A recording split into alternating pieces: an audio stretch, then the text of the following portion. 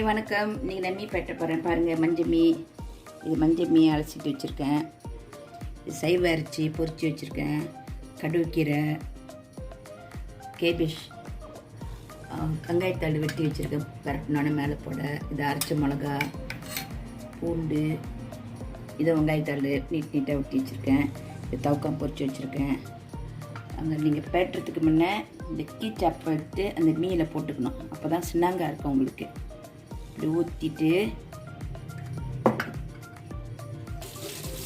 கையை கழுவிட்டு இந்த மாதிரி நீங்கள் இது மாதிரி கிண்டி வச்சுக்கிட்டிங்கனாக்கா நீங்கள் மீன் பேட்டுறப்ப சின்னாங்க போட்டு கிண்டி எடுத்துடணும்.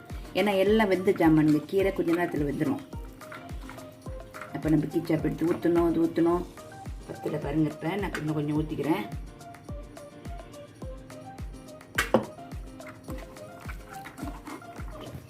கொஞ்சம் எண்ணெய் ஊற்றிக்குவோம். நம்ம எண்ணெய் ஊற்றிட்டேன். அப்படியே பூண்டு எண்ணெய் கொஞ்சமாக தான் ஊற்றணும், ஏன்னா அந்த மீனில் எண்ணெய் இருக்கும்.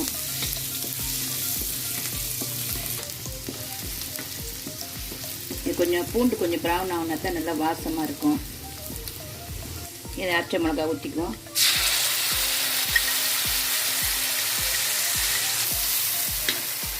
இதை அரைச்ச மிளகா தண்ணி கொஞ்சம் ஊற்றிக்குவோம் கொஞ்சமாக.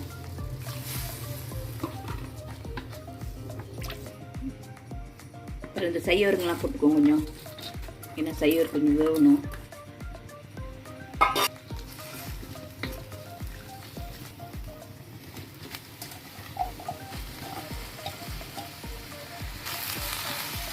கொஞ்சம் உப்பு போட்டுக்குவோம்.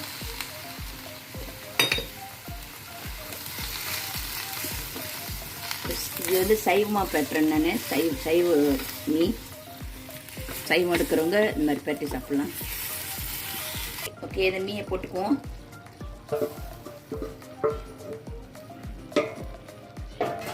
பாருங்க, இப்போ சின்னாங்க இருக்குதா, நம்ம இந்த மாதிரிலாம் போட்டு பண்ணுறதுக்கு கிச்சா மீனை போட்டு கிச்சா போடுவோம். நம்ம இப்போ இவ்வளோ சின்னாங்க இருக்குது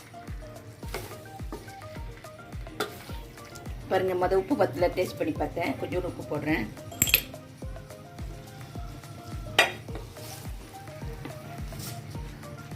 இப்போ நம்ம சைவ அரிசிலாம் போட்டுக்குவோம்.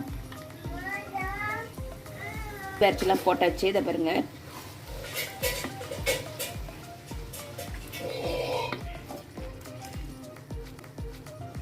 இந்த வெங்காயத்தால போடுறேன்.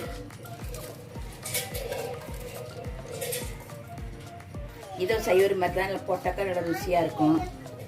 சைவமாக வெறும் சைவம் மட்டும் பரட்ட முடியாது, இதெல்லாம் போட்டு பரட்டுங்க, இதெல்லாம் நல்லாயிருக்கும். இந்த மாதிரிலாம் போட்டு பரட்டினா இது சைவ மீயும் ருசியாக இருக்கும், அசைவம் மாதிரி.